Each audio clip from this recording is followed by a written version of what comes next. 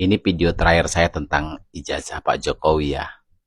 Saya bodo amat mau asli mau palsu sekarang. Saya udah capek berurusan dengan ijazah nggak kelar-kelar ini karena Pak Jokowi juga nggak kooperatif ya. Senang banget menjadi pusat perhatian gitu di bertele-tele begitu. Ya nggak mau mengungkap ijazahnya.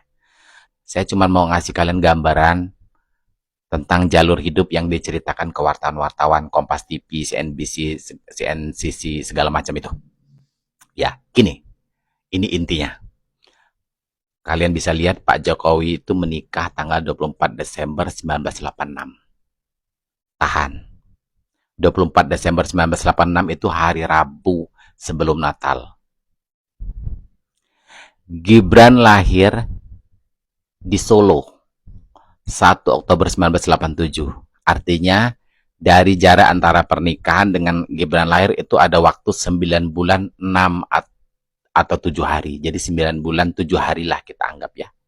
Oke, tahan.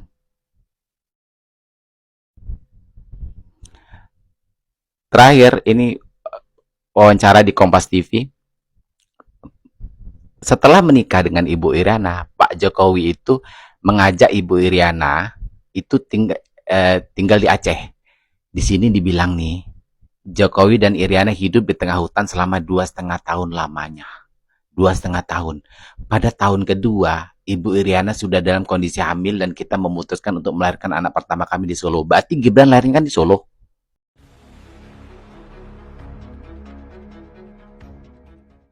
Mereka 2,5 tahun lamanya di Aceh baru mau melahirkan Gibran. Berarti 86 kan? 87, 88, mau 89. 89 berarti. Pulang ke Solo untuk melahirkan Gibran. Berarti Gibran nggak lahir tahun 87 dong. Kalau 2,5 tahun lamanya tinggal di Aceh. Di situ aja intinya. Ya. Entah yang benar itu yang mana. Entah Gibran memang benar lahir tahun 87, tapi nggak mungkin menikahnya tahun 86. Berarti. Karena pada tahun kedua, Iriana sudah dalam kondisi hamil. Tahun kedua. Berarti setelah menikah, tahun kedua baru hamil. Atau versi kedua, Pak Jokowi ini menikahnya bukan tahun 86, tapi sebelum itu. Karena Pak Jokowi pernah bilang di suatu pidato, saya bekerja di Kraf Aceh tahun 85, 86, 87, 88. Berarti fix dong. Pak Jokowi katanya ijazahnya itu lulus November 85. Langsung kerja. Tapi kenapa Gibran lahirnya tahun 87? Sedangkan di sini katanya kerja di Aceh itu sampai tahun 88. Gibran lahir tahun berapa dong? 89. Nah, jadi berliku-liku ya gitu. Maksudnya ceritanya tuh nggak cocok, nggak nyambung. Tuh, ceritanya nggak cocok, nggak nyambung. Kalau saya kumpulin gitu kan, daripada wawancara wartawan, itu saya kumpulin, ceritanya nggak nyambung. Mulai dari kapan wisudanya, kapan mulai kerja di Acehnya, lama mereka, kapan menikahnya, tahun berapa, lamanya mereka tinggal di Aceh bersama, kemudian Gibran lahir tahun berapa, itu semuanya tuh nggak cocok guys. Ya, oke lah. Kesimpulannya, apakah benar Pak Jokowi lulusan UGM? Menurut saya nih dari cerita-cerita yang ini, sedangkan gini ya, Ibu Iriana itu saya baca beliau pernah kuliah di Universitas Muhammadiyah Surakarta ya. Tapi nggak.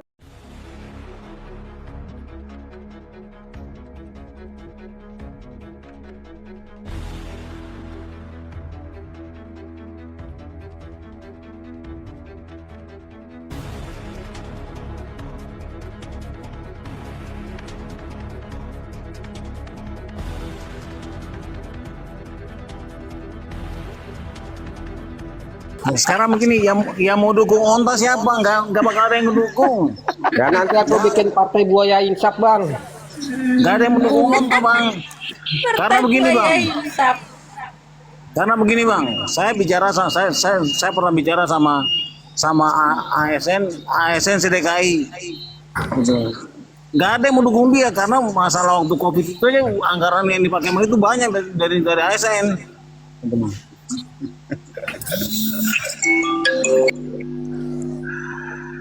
Aduh ya ampun. Kadang-kadang saya melihat di TikTok ini kok sibuk amat membahas selalu perdebatan dengan ijazah palsu. Mbok yo perdebatan tuh bagaimana sih kita bisa maju, rakyat kecil tuh bisa maju gitu.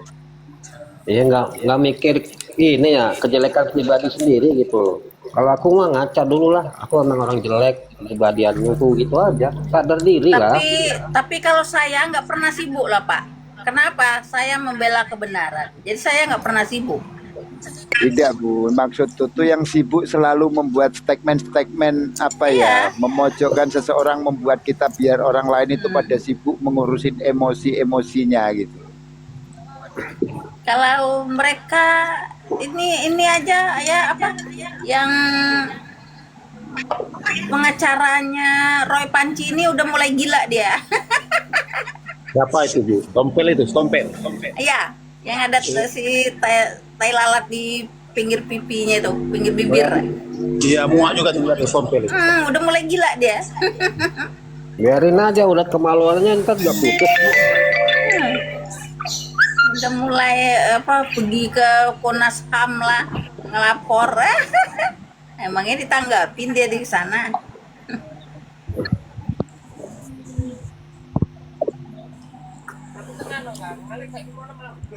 Nggak usah dibahas Bang, dia nanya masih asli, dia bilang udah masih palsu, masih dibelain, ditanya ada bukti nggak, dia juga buktinya cuma dari fotokopi dari editan itu Bang, nggak ada yang punya. Karena mau diliatin apa? Hak lo. Nggak mau diliatin apa? Emang haknya apa? Enggak itu, masakan rendah. Emang ijazah lo mau diliatin orang semuanya orang itu?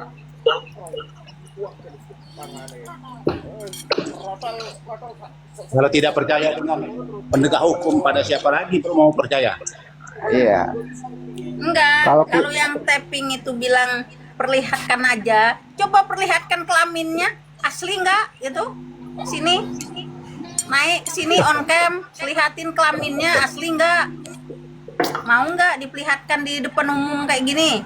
Wah, kalau aku nggak ikut-ikut, tapi kalau kelamin laki-laki nggak ikut-ikut, kalau perempuan ikut-ikut.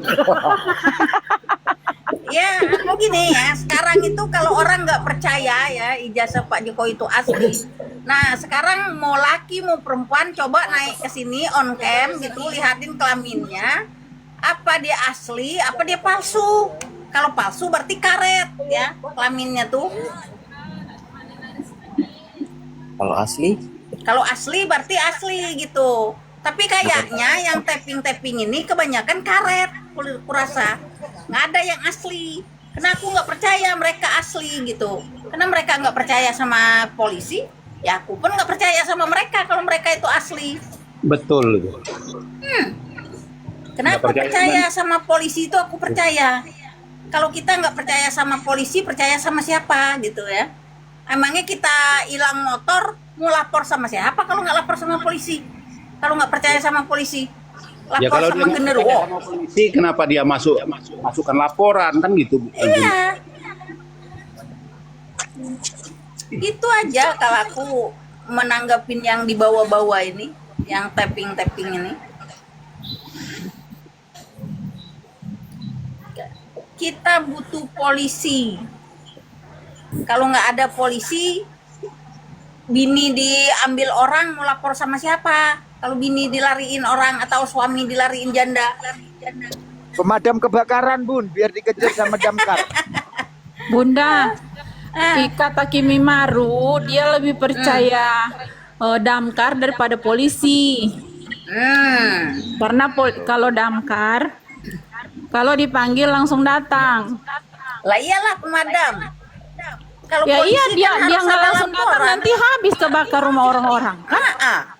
Itu Bodoh namanya kan itu? apa? Kimi Maru ini ya pintar tapi bodoh gitu. Oke, semuanya izin turun, mau sarapan dulu. Oh ya, Oke, assalamualaikum semuanya. iyalah Kimi Maru Waalaikumsalam. kan anak onta, wajar lah dia bilang Nanti seperti nanti itu. kan kalau dia diperkaos atau dia kemalingan rumahnya, panggil aja damkar biar damkar datang semprot-semprot itu yang siapa tahu muncul itu yang perkaos dia. Kalau saya jujur aja saudara, kalau saya hukum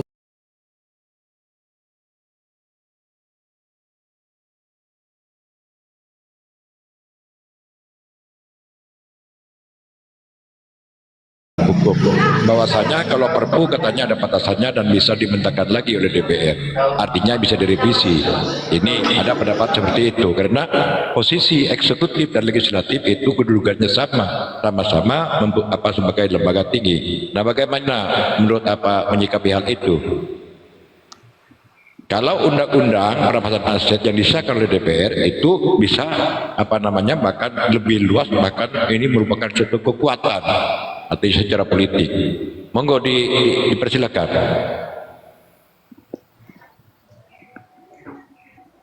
Iya, jadi kan pernah juga saya tanya sama kawan ya, bahwa syarat untuk mengeluarkan satu perpu itu adalah waktu mereka melakukan anggota DPR melakukan satu pembahasan, ada beberapa fraksi yang tidak setuju tentang rancangan ini seperti itu kata dia. Maka mana fraksi yang setuju atas rancangan undang-undang perampasan aset itu karena deadlock di DPR, maka fraksi yang menyetujui rancangan undang-undang perampasan aset ini mengirim surat kepada presiden agar mengeluarkan perpu. Jadi dasar mengeluarkan perpu itu seperti itu kata dia. Nah, makanya sampai detik ini alasan daripada DPR itu kan pemerintah belum bisa mengeluarkan perpu karena alasan mereka itu apa? Itu dia tadi, yaitu sudah masuk prolegnas. Dan mereka di situ berlindung. Jadi sehebat apapun kita mendesak presiden untuk mengeluarkan satu perpu, sampai kapanpun presiden akan pernah mengeluarkan. Kenapa? Dia nanti bisa diimpeach. Ya. Kenapa? Melanggar satu undang-undang kata orang tuh. Kenapa? DPR lagi membahas. Kenapa tiba-tiba keluar perpu? Yang saya tahu ya, saya dengar dari kawan orang hukum juga. Seperti itu kata dia. Makanya sampai siapapun sekarang presiden belum bisa mengeluarkan perpu. Terkecuali ada salah satu fraksi dari sana karena deadlock ya tidak menemui satu titik temu, maka fraksi yang di DPR sana itu mengirim surat kepada presiden agar mengeluarkan, berhubung karena hasil musyawarah ataupun hasil kesepakatan bahwasannya rancangan undang-undang perampasan aset itu sebagian besar tidak menyetujui, maka kami dari fraksi ini meminta kepada presiden Soeharto untuk mengeluarkan perpu. Maka presiden mengeluarkan perpu. Nah, jadi dia punya alasan kuat, tidak lagi berlaku 1 bulan. Menurut kawan saya itu seperti itu. Tapi kalau yang lain kita juga belum tahu. Kita kan minta pendapat hukum yang lain. Silakan. Oke, terima kasih. Kalau demikian berarti kita nanti tanggal 7 bulan 7 ini akan tetap konsentrasinya di gedung DPR di Senayan.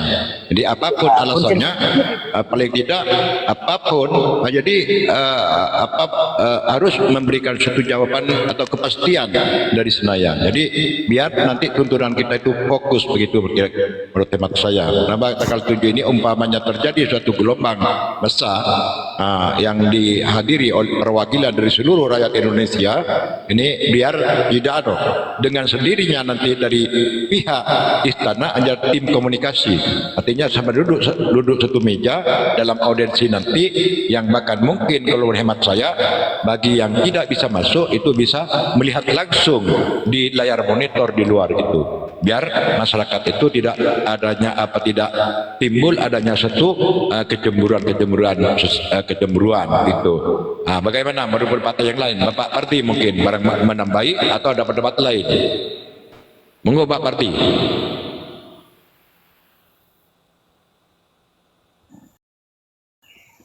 Nah, silakan Warkop.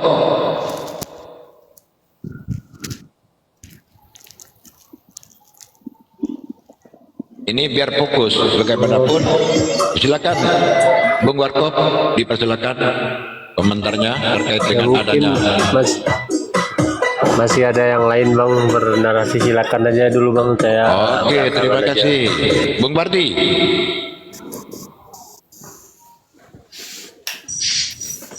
Bung Bardi atau Bung L? Bung L. Ya, saya tetap ke cara dulu ya Bang ya, Bang Jojo.